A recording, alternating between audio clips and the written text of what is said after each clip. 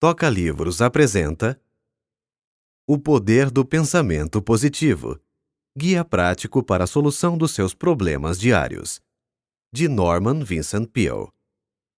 Livro original da editora Cultrix. Leitura por Leonardo Rossi.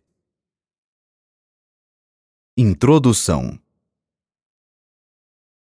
A finalidade deste livro é sugerir normas e dar exemplos que demonstrem não haver necessidade de você se deixar vencer por coisa alguma, podendo assim manter paz de espírito, melhor saúde e constante fluxo de energia.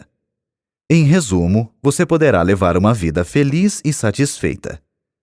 Disso não tenho dúvida alguma, pois tenho observado inúmeras pessoas aprenderem e seguirem uma norma de conduta simples que lhes tem proporcionado em suas vidas os benefícios acima.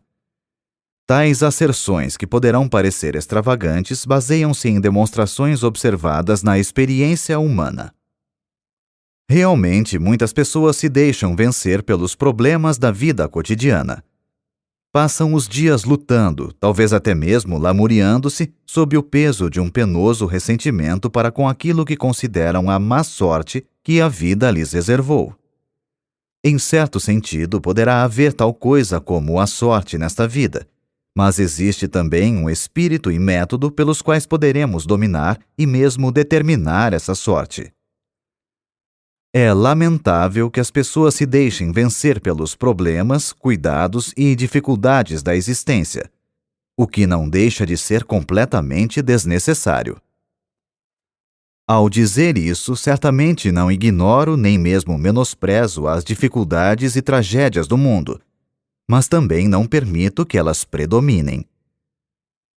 Você poderá deixar-se dominar pelos obstáculos a ponto de eles o escravizarem e se tornarem os fatores dominantes.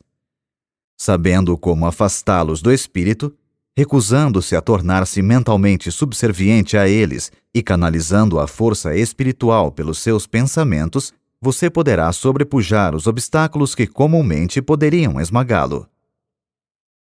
Pelos métodos que delinearei, não haverá lugar para que tais obstáculos se interponham para destruir-lhe a felicidade e o bem-estar. Você apenas será vencido se quiser. Este livro lhe ensinará como não querer ser derrotado. O objetivo deste livro é direto e simples. Não há nele pretensão de oferecer lavores literários e tampouco demonstrar quaisquer conhecimentos desusados da minha parte. Foi escrito com o único fim de auxiliar o leitor a conseguir uma vida feliz, satisfeita e digna. Creio inteira e entusiasticamente em certos princípios realmente eficientes, que, se praticados, proporcionarão uma vida vitoriosa. É meu alvo expô-lo neste volume de uma maneira lógica, simples e compreensível, a fim de que o leitor possa aprender um método prático pelo qual chegue a construir para si, com a ajuda de Deus, a espécie de vida que deseja no âmago de seu coração. Se você ler este livro com profunda atenção, absorvendo cuidadosamente os seus ensinamentos, e se praticar sincera e persistentemente os princípios e fórmulas nele expostos, irá experimentar extraordinária melhora em si mesmo. Usando a técnica nele delineada, poderá alterar ou modificar por completo as circunstâncias em que agora vive, passando a dominá-las ao invés de ser dominado por elas. Suas relações com as outras pessoas tornar-se-ão melhores. Você será bem-quisto. Apoderando-se de tais princípios, gozará uma nova e agradável sensação de bem-estar. Poderá atingir um grau de saúde que até então desconhecia e experimentar novo e inefável prazer na vida. Tornar-se-á uma pessoa mais útil e verá expandir a força de sua influência. Como posso ter tanta certeza de que a prática desses princípios produzirá tais resultados? É muito simples. Durante muitos anos, na igreja do Colégio de Mármore da cidade de Nova York, ensinamos um sistema de vida criadora baseado numa técnica espiritual, anotando cuidadosamente sua atuação na vida de centenas de pessoas. O que faço não é uma série especulativa de asserções extravagantes, pois tais princípios operaram de modo tão eficiente durante tão grande período de tempo que se encontram agora firmemente estabelecidos como uma verdade documentada e demonstrável. O sistema delineado é um método aperfeiçoado, realmente extraordinário, para se viver feliz. Em meus trabalhos escritos, inclusive vários livros, em meus artigos que semanalmente aparecem em quase 100 de jornais, no programa para as estações de rádio que venho fazendo há mais de 17 anos, em nossa revista, o Guideposts, e nas palestras em dezenas de cidades, tenho ensinado esses mesmos princípios científicos, porém simples, para se obter a saúde e a felicidade. Centenas de pessoas os têm lido, escutado e praticado, e os resultados têm sido invariavelmente os mesmos: vida nova, nova energia, aumento de eficiência e maior felicidade. Como muitas pessoas me pediram que pusesse esses princípios em forma de livro, o que seria melhor para estudar e praticar, resolvi então publicar esse novo volume, sob o título de O Poder do Pensamento Positivo. Desnecessário acentuar que os poderosos princípios aqui contidos não são inventados por mim. São nos dados pelo maior mestre que já viveu e ainda vive. Este livro ensina a religião aplicada. É um sistema científico de técnica prática para se viver feliz e que surte efeito. Norman Vincent Peale. Você acabou de ouvir o trailer. Agora fique com o começo deste audiolivro. Capítulo 1. Tenha confiança em si mesmo. Tenha confiança em si mesmo. Tenha confiança em suas aptidões. Sem uma confiança simples, porém sólida em sua própria força, você não poderá ser coroado de êxito nem ser feliz. Terá, porém, sucesso se tiver a necessária confiança em si mesmo. A sensação de inferioridade e de inaptidão costuma intervir na materialização de nossas esperanças. Mas se tivermos confiança em nós mesmos, atingiremos nossos objetivos. Dada a importância dessa atitude mental, este livro auxiliará você a ter fé e a libertar a sua força interior. É contristador notar o número de pessoas que se veem prejudicadas e infelizes em virtude desse mal que popularmente se designa por complexo de inferioridade.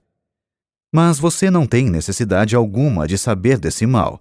Você pode vencê-lo mediante certas medidas, podendo desenvolver em si mesmo uma fé criadora, uma fé que justifica. Após falar perante uma convenção de homens de negócios no auditório de uma cidade, estava eu ainda no palco cumprimentando algumas pessoas quando se acercou de mim um homem presa de viva emoção. Perguntou-me se podia falar comigo a respeito de uma questão importante que o atormentava. Pedi-lhe que esperasse até que todos saíssem. Quando isso se deu, fomos sentar-nos nos bastidores do palco. Estou nessa cidade para tratar de um negócio mais importante da minha vida, explicou. Se eu for bem-sucedido, será a minha felicidade. Se fracassar, serei um desgraçado. Sugeri-lhe que se acalmasse um pouco e não encarasse a questão sob um aspecto assim tão desanimador. Se fosse coroado de êxito, seria naturalmente esplêndido. Se não o fosse, bem, começaria novamente a vida. Falta-me confiança em mim mesmo, murmurou ele com desalento. Não tenho confiança em mim, nem creio que possa adquiri-la. Sinto-me deprimido, completamente sem coragem. Realmente, lamentou, sinto-me prestes a naufragar e dizer que estou com 40 anos de idade. Por que me vejo sempre atormentado por essa sensação de inferioridade, por essa falta de confiança e essa descrença constante? Ouvi sua conferência esta noite, o que o senhor falou sobre o poder do pensamento positivo, e desejo perguntar-lhe como poderei adquirir essa confiança em mim mesmo. Há certas medidas a tomar, respondi. Em primeiro lugar, é importante descobrir por que tem essa sensação de que não tem poder algum. Isso requer análise e levará tempo. Devemos sondar os males de nossa vida emotiva, do mesmo modo que o faz um médico ao procurar descobrir algo que fisicamente esteja mal. Não se pode fazer isso imediatamente nessa nossa curta entrevista de hoje. Talvez o seu caso exija certo tratamento para que se possa conseguir uma solução permanente. Contudo, a fim de que o possa auxiliar no problema que o preocupa, vou dar-lhe uma fórmula que surtirá efeito se a usar. Quando estiver na rua, sugiro que repita certas palavras que lhe vou dar. Diga-as várias vezes depois de se deitar. Quando acordar amanhã cedo, repita-as 3 vezes antes de se levantar.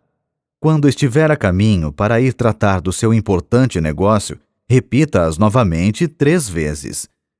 Faça-o com fé de que receberá força e aptidão suficiente para tratar do problema. Mais tarde, se quiser, poderemos analisar o seu caso básico. Independentemente do que poderá acontecer ao seguir esse estudo, a fórmula que lhe vou dar agora poderá afinal ser um grande fator na cura. Eis as palavras que lhe recomendei. Poderei fazer tudo com a ajuda de Cristo. Ele me dará forças. Filipenses, capítulo 4, versículo 13. Como o desconhecido não estava familiarizado com essas palavras, escrevi-as num cartão e mandei que as lesse 3 vezes em voz alta. Agora siga esse conselho. Tenho certeza de que tudo correrá bem. Ele se animou e quedou-se um momento em silêncio. Disse depois, muito comovido: "Está bem, doutor." Vi-o empertigar-se e mergulhar nas sombras da noite. Sua figura, a princípio desconsolada, parecia demonstrar agora, na maneira pela qual saiu, que a fé já estava operando no seu espírito. Comunicou-me posteriormente que aquela fórmula simples lhe fizera maravilhas, e acrescentou: "Parece incrível que umas poucas palavras da Bíblia possam fazer tanto bem a uma pessoa." Esse homem mandou fazer tempos depois um estudo das razões de suas atitudes de inferioridade, as quais foram eliminadas por meio de conselhos de ordem científica e observância de fé religiosa. Aprendeu a ter fé. Recebeu certas instruções específicas que deveria seguir. Essas serão dadas mais adiante neste capítulo. Adquiriu gradativamente uma forte, firme e razoável confiança. Não cessa de proclamar sua grande surpresa ao ver como as coisas lhe correm bem agora. Sua personalidade adquiriu um caráter positivo e não negativo, de modo que não mais afugenta o êxito, ao contrário, costuma atraí-lo para si. Possui agora verdadeira confiança em sua própria força. Há várias causas para a sensação de inferioridade e não são poucas as que se originam da nossa infância. O diretor de uma companhia consultou-me a respeito de um jovem a quem desejava promover. "Acontece, porém," explicou ele, "que não podemos contar-lhe certas informações importantes e sigilosas. É lamentável. Não fosse isso, falo-ia meu assistente na administração. O rapaz tem todas as aptidões necessárias, mas fala muito e, sem que seja esta a sua intenção, divulga questões de natureza particular e importante." Tendo feito uma análise, descobri que o jovem falava muito simplesmente devido a uma sensação de inferioridade, e para compensá-la, sucumbia à tentação de alardear o que sabia. Ligara-se a homens mais ou menos bem instalados na vida, que haviam cursado universidades e faziam parte de associações. Ele, no entanto, havia sido criado na pobreza, não cursara uma universidade e não era membro de associação alguma. Sentia-se assim inferior aos companheiros tanto em cultura como em posição social. Para fazer figura no meio deles e realçar seu amor próprio, seu subconsciente, que sempre procurava prover o mecanismo que compensasse, fornecia-lhe os meios para elevar o seu eu.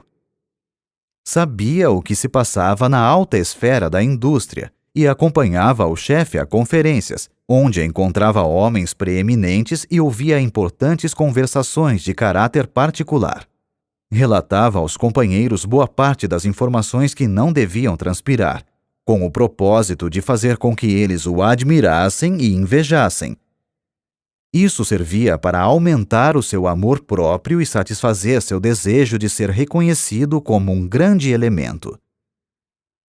O chefe, um homem bom e compreensivo, quando percebeu a causa dessa característica de sua personalidade, fez ver ao rapaz as oportunidades a que suas aptidões poderiam conduzir. Descreveu-lhe também como aquela sua sensação de inferioridade fazia com que não se pudesse contar com ele em assuntos confidenciais. Caindo em si e observando depois sinceramente a técnica da fé e das orações, o jovem veio a tornar-se um valioso elemento na companhia. Sua verdadeira força tinha se libertado. Posso, talvez, por meio de uma referência pessoal, ilustrar a maneira pela qual muitos jovens adquirem o complexo de inferioridade. Quando menino, eu era extremamente magro. Tinha muita energia, fazia parte do time de corredores nas competições esportivas, gozava de boa saúde e era bastante rijo, mas muito magro. Isso me atormentava porque não queria ser magro. Desejava ser gordo. Chamavam-me de magricela e eu não gostava desse apelido. Preferiria que me chamassem de gorducho. Sonhava em ser valentão, forte e gordo. Fazia de tudo para engordar. Bebia óleo de fígado de bacalhau, consumia uma grande quantidade de milkshakes, sorvetes de chocolate com creme e nozes, bolos e tortas, mas era como se nada adiantasse. Não engordava mesmo. Passava noites acordado pensando no meu físico e sofria com isso. Continuei a tentar ganhar peso até quase os 30 anos, e foi então que, inesperadamente, comecei a engordar a olhos vistos. A gordura começou a preocupar-me. Passara da conta. Finalmente tive que fazer uma dieta para reduzir o peso. Foi um sofrimento poder conseguir um corpo mais ou menos razoável. Em segundo lugar, para encerrar esta análise pessoal que estou expondo, para mostrar aos outros como opera esse mal, eu era filho de um pastor e ninguém se esquecia de lembrar-me esse fato. Todos os companheiros podiam fazer o que bem entendessem, mas ai de mim se tentasse fazer uma pequenina coisa qualquer. Lá vinha a crítica. Oh, você, um filho de pastor? Não queria ser filho de pastor, pois é de se supor que seus filhos devem ser a delicadeza em pessoa. Desejava ser conhecido como sendo um valentão. Talvez seja essa a razão por que os filhos de pastores adquirem a reputação de serem algo intratáveis. Revoltam-se contra o fato de terem que empunhar sempre a bandeira da igreja. Jurei que uma coisa jamais faria: a de tornar-me pastor. Acontece que eu descendia de uma família cujos membros, na sua totalidade, eram artistas e gostavam de fazer discursos, uma coisa de que eu absolutamente não queria ouvir falar. Costumavam fazer levantar-me em público para discursar, e nessas ocasiões eu quase morria de medo. Ficava mesmo apavorado. Isso faz muitos anos. De quando em quando sinto ainda algo daquela desagradável sensação de outrora quando subo a uma tribuna para falar em público. Tinha que empregar todos os recursos conhecidos para despertar a confiança na força que, porventura, Deus me dera. Encontrei a solução do problema nas normas simples da fé que a Bíblia nos ensina. São princípios científicos e bons que podem curar qualquer pessoa do doloroso complexo de inferioridade. Empregando-os, a pessoa que sofre desse mal poderá descobrir e libertar a sua força interior, inibida em virtude de uma sensação de deficiência. Tais são algumas das origens do complexo de inferioridade que criam fortes barreiras em nossa personalidade. Ele advém de alguma emoção violenta em nossa infância, ou das consequências de certas circunstâncias ou de algo que fizemos a nós mesmos. É um mal que, da névoa do passado, surge nos recessos sombrios de nossa personalidade. Talvez você tenha um irmão que foi um brilhante estudante. Ele tirava as primeiras notas na escola e você as notas baixas, e isso durante todo o tempo do curso. Você acreditou que jamais alcançaria o mesmo êxito que estava reservado a seu irmão. Ele obtinha notas altas e você notas baixas. Isso fazia você pensar que nunca poderia melhorar sua situação. Aparentemente, não lhe passava pelo espírito que algumas das pessoas que não haviam tirado boas notas na escola eram justamente aquelas que tinham tido maior êxito na vida. O simples fato de alguém tirar notas brilhantes no colégio não quer dizer que esteja fadado a ser o homem mais importante do país, pois é bem possível que essas notas brilhantes cessem ao receber ele o diploma, e que a pessoa que teve notas baixas venha a receber depois, na vida, as verdadeiras notas altas. O segredo para eliminar o complexo de inferioridade, que é outro termo para a completa falta de confiança em si mesmo, está em impregnar o espírito de uma grande fé. Desenvolva sua fé em Deus, e isso o fará ter absoluta confiança em si mesmo. Consegue-se uma formidável confiança em si mesmo por meio de orações, lendo e absorvendo mentalmente a Bíblia e praticando as suas normas. Tratarei em outro capítulo das formas específicas de orações, mas desejo acentuar aqui que é de natureza particular a espécie de orações que produzem a fé necessária para eliminar o complexo de inferioridade. Orações superficiais, formalísticas e rotineiras não são suficientemente poderosas. Perguntaram a uma excelente senhora negra, cozinheira de uns amigos que tenho no Texas, como conseguiria vencer as suas dificuldades. Ela respondeu que os pequenos problemas podiam ser resolvidos por meio de orações comuns, mas que quando havia um problema muito grave, tornava-se então necessário muitas orações. Um dos meus mais interessantes amigos foi o finado Harlow B. Andrews, de Siracusa, Nova York. Um dos melhores homens de negócios e um dos mais competentes peritos espirituais que até então conheci. Declarou ele que o mal da maioria das orações está no fato de não serem cumpridas. Aprenda a fazer orações cumpridas para que possa, com fé, chegar a um resultado. Deus avaliará a pessoa de acordo com a magnitude de suas orações. Sem dúvida, ele tinha razão, pois dizem as Escrituras: de acordo com a tua fé é que receberás. Mateus capítulo 9, versículo 29. Portanto, quanto maior o problema, tanto maior a oração. O cantor Roland Hayes citou-me uma frase do avô, um homem que não teve a educação que o neto recebeu, porém, cuja sabedoria natural era evidentemente sólida. O mal de muitas orações é de não virem do fundo do coração. Aprofunde-se em suas dúvidas, temores e inferioridades. Ore muito, faça muitas orações, fazendo-as brotar do íntimo de seu coração, e conquistará uma vital e forte confiança em si mesmo. Procure um competente conselheiro espiritual e deixe-o ensinar-lhe como ter fé. A capacidade de possuir e utilizar a fé e de conseguir a libertação da força que ela proporciona é uma habilidade que, como qualquer outra, deve ser estudada e praticada, a fim de se chegar à perfeição. No fim deste capítulo, há uma lista de 10 sugestões para se vencer o complexo de inferioridade e desenvolver a fé. Pratique-as diligentemente e elas o auxiliarão a criar confiança em si mesmo, dissipando a sua sensação de inferioridade, por mais profunda que seja. Nesse ponto, desejo frisar que para adquirir essa sensação de confiança, é de grande eficiência a prática de infundir no espírito conceitos encorajadores. Se o seu espírito ficar obcecado por ideias de insegurança e inaptidões, será isso naturalmente devido ao fato de as ter deixado dominar-lhe o pensamento durante um longo período de tempo. É preciso que dê ao espírito outra qualidade de ideias mais positivas, o que conseguirá com repetidas sugestões de pensamentos estimuladores. Nas árduas atividades da vida cotidiana é preciso disciplinar o pensamento se se quer educar novamente o espírito e fazê-lo um gerador de energias. É possível, mesmo em meio aos trabalhos diários, alimentar o espírito com pensamentos estimuladores.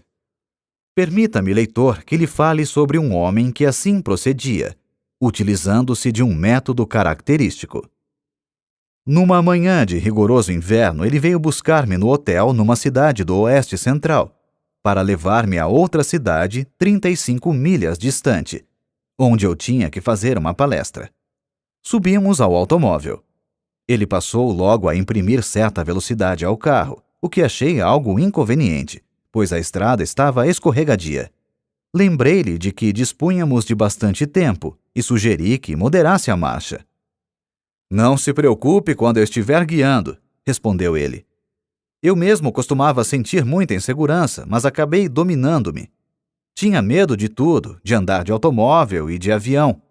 Quando alguma pessoa de minha família fazia uma viagem, ficava preocupado até que regressasse.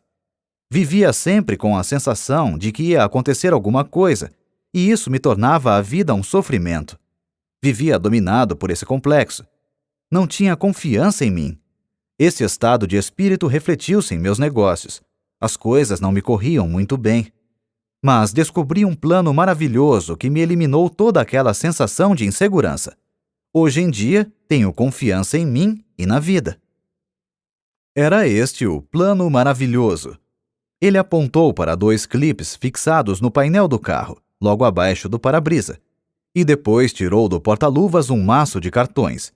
Escolheu um e colocou-o debaixo do clipe.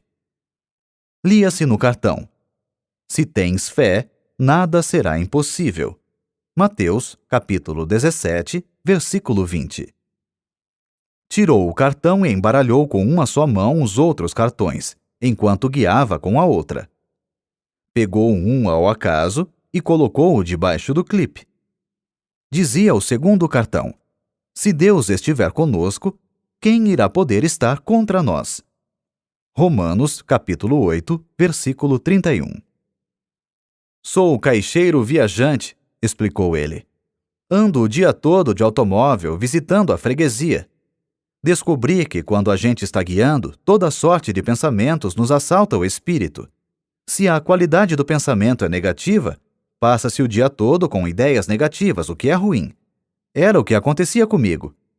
Quando no automóvel, entre uma visita e outra, costumava pensar coisas pessimistas, sempre com a impressão do medo. E, a propósito, essa era uma das razões por que minhas vendas estavam decrescendo. Mas depois que comecei a usar esses cartões e a decorar suas frases enquanto guio, aprendi a pensar diferentemente. Aquela sensação antiga de insegurança que não me largava desapareceu, por assim dizer. Ao invés de pensar agora em coisas pessimistas, penso em coisas otimistas e encho-me de coragem. É realmente maravilhosa a transformação que esse método operou em mim. Auxilia-me nos negócios também. De fato, como pode uma pessoa esperar fazer uma venda se vai à casa do freguês com a ideia de que não conseguirá vender-lhe coisa alguma? Esse plano usado pelo meu amigo é muito sábio. Imbuindo o espírito com a afirmativa de que Deus está presente e o auxiliará, modificou realmente o processo de seus pensamentos. Deu paradeiro àquela sensação de insegurança que havia muito o dominava. Libertou-se-lhe a poderosa força que nele se achava inibida. Formamos essa sensação de insegurança ou segurança consonante à maneira de pensarmos. Se em nossos pensamentos ficamos sempre na expectativa de horríveis acontecimentos, resultará que ficaremos constantemente presa de uma sensação de insegurança. O que é ainda mais grave, tenderemos a criar, pela força do pensamento, as próprias condições que tememos. Aquele vendedor realmente criou resultados positivos pensando em coisas estimuladoras por meio daquele processo de colocar os cartões diante de si no carro. Sua força, curiosamente inibida por uma psicologia derrotista, flui agora de uma personalidade na qual foram estimuladas atitudes criadoras. A falta de confiança em si mesmo é aparentemente um dos grandes problemas que atormentam um considerável número de pessoas hoje em dia. Fez-se uma investigação em 600 alunos de cursos de psicologia. Pediu-se-lhes que expusessem os seus mais diferentes problemas pessoais. 75% declararam que não tinham confiança em si. Seguramente é de presumir que essa mesma grande proporção se aplique à população em geral. Encontram-se por toda parte pessoas que intimamente são medrosas, receiam enfrentar a vida, sofrem de uma profunda sensação de incapacidade e insegurança e duvidam de sua própria força. No íntimo de seu ser, não confiam em sua capacidade de arcar com responsabilidades. Com isso, deixam de aproveitar as oportunidades que aparecem. Vivem sempre atormentadas por um vago e sinistro temor de que algo não vai dar certo. Não acreditam que o que desejam ser depende unicamente delas, razão por que procuram contentar-se com algo menos digno do que poderiam conseguir com a sua capacidade. Milhares e milhares de pessoas passam a vida rastejando, vencidas e presas do medo. No entanto, na maioria dos casos, tal negação de força é desnecessária. Os golpes da vida, a acumulação de dificuldades e a multiplicidade de problemas tendem a solapar as energias e a deixar a pessoa gasta e desencorajada. Em tais condições, a verdadeira situação da força se acha muitas vezes obscura, e a pessoa deixa-se vencer pelo desânimo, o que os fatos, aliás, não justificam. É vitalmente essencial avaliar novamente os bens que a nossa personalidade possui. Se o fizermos de modo razoável, constataremos que a nossa situação é menos penosa do que se nos afigura. Um exemplo. Um homem de 52 anos veio consultar-me uma vez. Demonstrava estar completamente desesperado. Disse-me que estava liquidado. Informou-me que havia perdido tudo o que tinha, fruto de toda uma existência de trabalho. Tudo? Perguntei. Tudo. Estou liquidado, repetiu. Não ficou coisa alguma. Perdi tudo. Não há mais esperanças e estou muito velho para recomeçar a vida. Perdi toda a fé em mim. Naturalmente, condoeu-me aquela situação. Mas era evidente que a principal dificuldade era o fato de as pesadas sombras do desespero lhe terem penetrado o espírito, descolorindo-lhe as perspectivas e provocando-lhe uma distorção. Suas verdadeiras energias tinham ficado inibidas com a tortura de seus pensamentos, travando-lhe assim a ação. Mas que tal se pegássemos uma folha de papel e anotássemos os bens que ainda lhe restam? Propus. Não há necessidade, suspirou ele. Não me ficou coisa alguma. Creio que já mencionei isso. Mesmo assim, vamos ver, insisti. Perguntei-lhe depois. Sua esposa ainda está com o senhor? Como? É claro que está. É uma criatura admirável. Há 30 anos que estamos casados, jamais ela me abandonaria por pior que fosse a situação. Está bem, vamos anotar isso. Sua esposa continua em sua companhia e não o abandonará aconteça o que acontecer. Que diz a respeito dos filhos? Tem filhos? Tenho, respondeu. Tenho 3, e são realmente 3 criaturas adoráveis. Comoveu-me bastante a maneira com que eles logo me procuraram e disseram de seu amor por mim e que também não me abandonariam. Bem, aí temos o item número 2. 3 filhos que o amam e não o abandonarão. Tem amigos? Sim, de fato tenho alguns bons amigos. Devo confessar que foram muito corretos. Vieram visitar-me e disseram que gostariam de auxiliar-me. Mas que podem fazer? Não podem fazer coisa alguma. Este é o item número 3. Tem alguns amigos que gostariam de ajudá-lo e o têm em grande estima. Que me diz de sua integridade? Agiu mal alguma vez?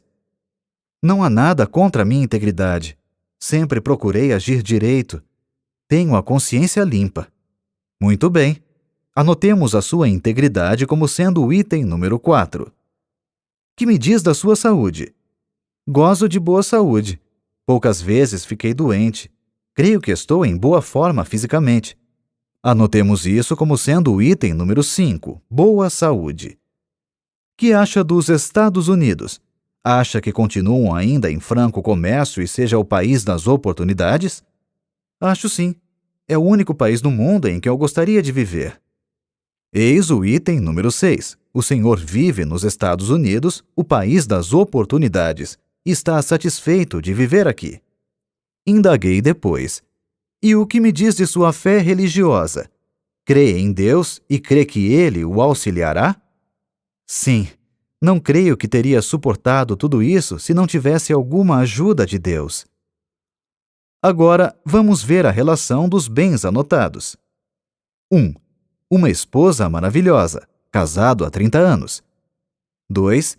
3 filhos devotados que não o abandonarão. 3.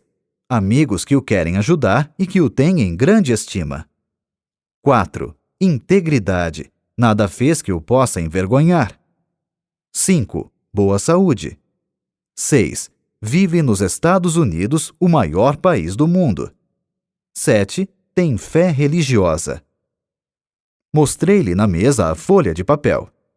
Olhe isso. Acho que possui tantos bens. Julgara pelo que me dissera tivesse perdido tudo.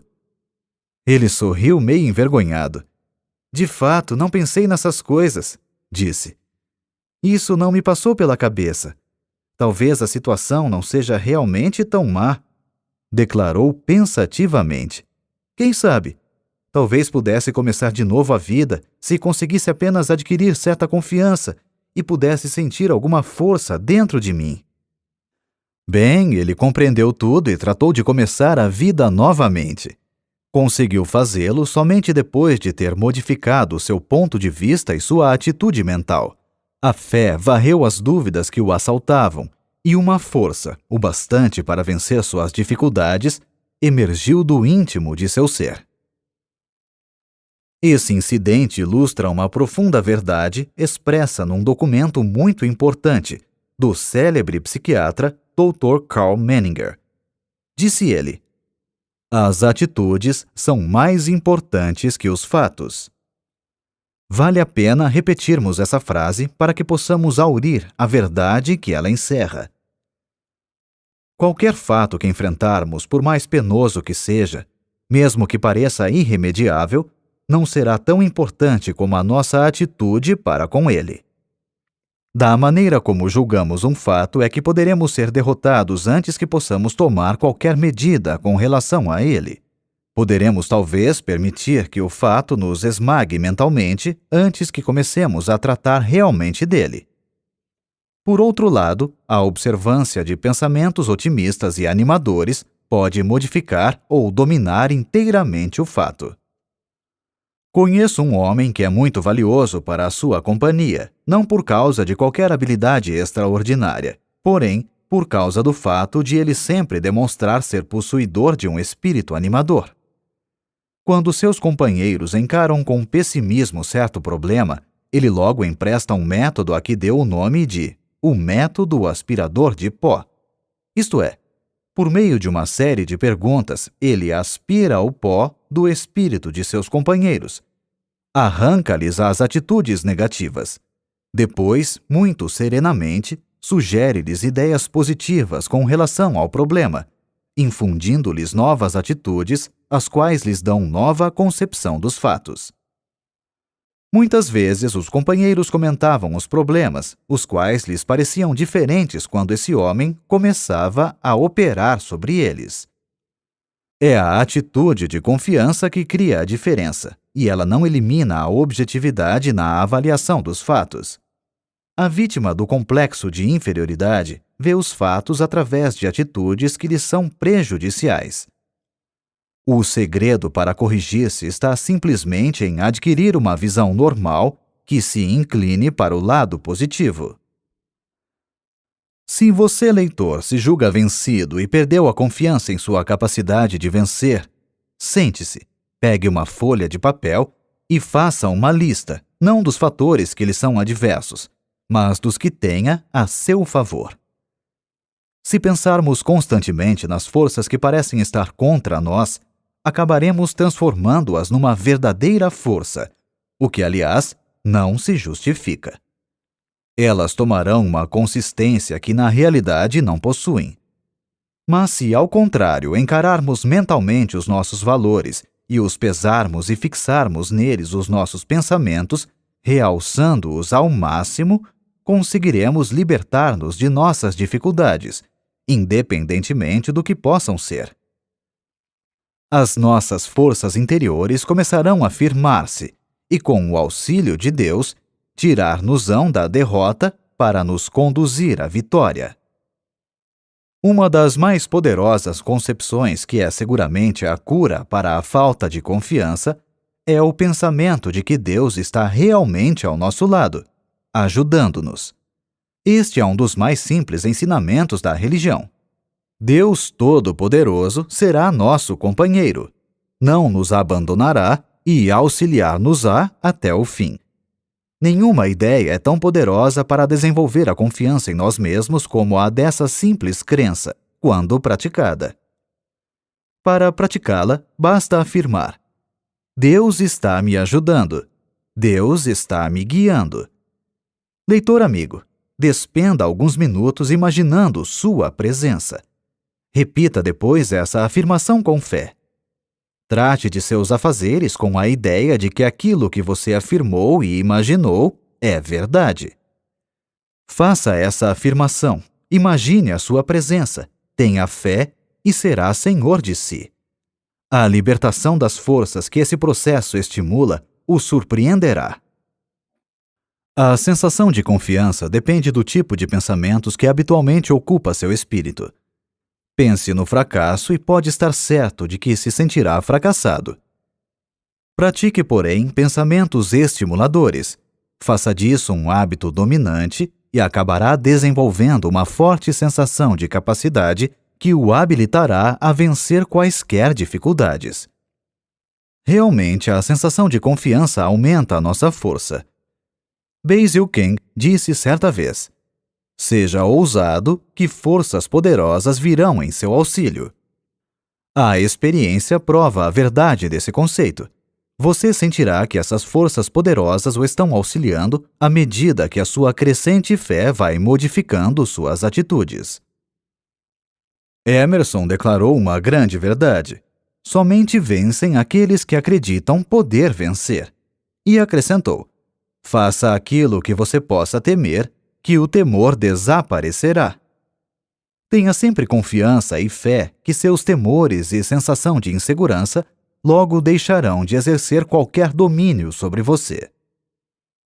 Uma vez, quando Stonewall Jackson preparava um ousado ataque, um de seus generais receoso fez objeções, dizendo que temia isso ou aquilo, etc. Jackson pousou a mão sobre o ombro de seu subordinado e disse-lhe: General, não se guie jamais pelos seus temores. O segredo está em encher o espírito com pensamentos de fé, confiança e segurança. Isso expelirá todos os pensamentos eivados de dúvidas e eliminará a falta de confiança.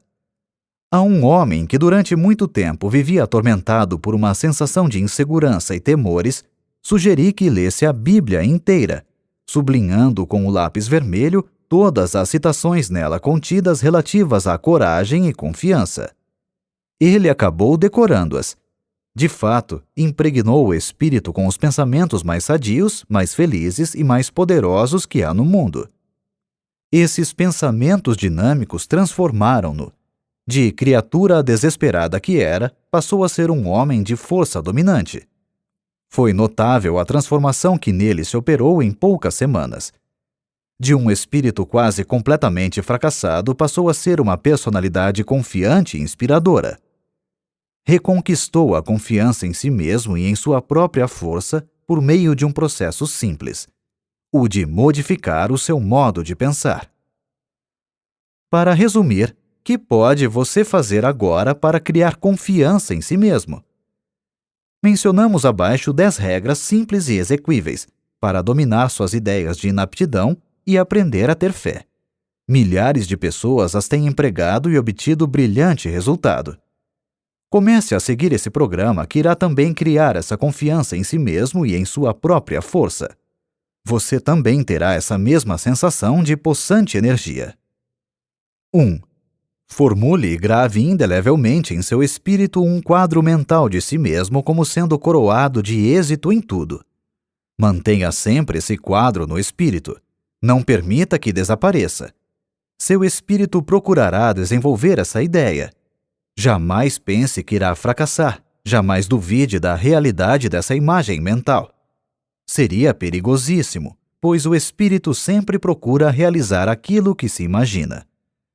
Por conseguinte, imagine sempre o sucesso, por piores que as coisas lhe possam parecer no momento. 2. Toda vez que um pensamento negativo relacionado à sua força pessoal lhe assaltar o espírito, exprima deliberadamente um pensamento positivo para eliminá-lo. 3. Não crie obstáculos em sua imaginação. Deprecie todos esses pseudo-obstáculos. Reduza-os ao mínimo. As dificuldades devem ser estudadas e tratadas de maneira eficiente a fim de serem eliminadas. Devem ser encaradas apenas como se apresentam. Não devem ser ampliadas por pensamentos pessimistas. 4. Não se deixe atemorizar por outras pessoas. Procure imitá-las. Ninguém pode ter a sua eficiência. Lembre-se também que a maioria das pessoas, não obstante mostrar confiança em si, sente-se muitas vezes tão receosa e tão hesitante quanto você. 5. Repita 10 vezes ao dia estas palavras dinâmicas. Se Deus estiver conosco, quem irá poder estar contra nós? Romanos 8:31. Suspenda aqui a leitura e repita-as agora, lentamente e com confiança. 6. Arranje um competente conselheiro para ajudá-lo a compreender a razão de ser de seu modo de agir. Conheça a origem de sua sensação de inferioridade e indecisões, a qual muitas vezes tem muitas raízes na infância. O conhecimento de nós mesmos é um fator de cura. 7. Repita 7 vezes ao dia, em voz alta, se possível, o seguinte versículo: Poderei fazer tudo com a ajuda de Cristo. Ele me dará forças. Filipenses, capítulo 4, versículo 13. Repita-o agora. Esta declaração mágica é o mais poderoso antídoto que existe na Terra para os pensamentos pessimistas. 8. Avalie exatamente a sua própria capacidade e dê-lhe depois 10% de acréscimo. Não se torne egoísta. Trate de desenvolver o respeito próprio. Tenha confiança na sua própria força como sendo libertada por Deus. 9. Entregue-se a Deus. Para fazer isso, basta dizer simplesmente: Estou entregue a Deus. Creia depois que está recebendo, nessa ocasião, todas as energias de que necessita. Sinta-as fluindo para dentro de você. Afirme que o reino de Deus está na sua própria alma. Lucas, capítulo 17, versículo 21. Na forma de uma força apropriada para enfrentar a vida. 10. Lembre-se que Deus está com você e que nada poderá vencê-lo. Creia que está agora recebendo dele toda a força necessária. Toca Livros. Baixe o aplicativo e termine essa história conosco.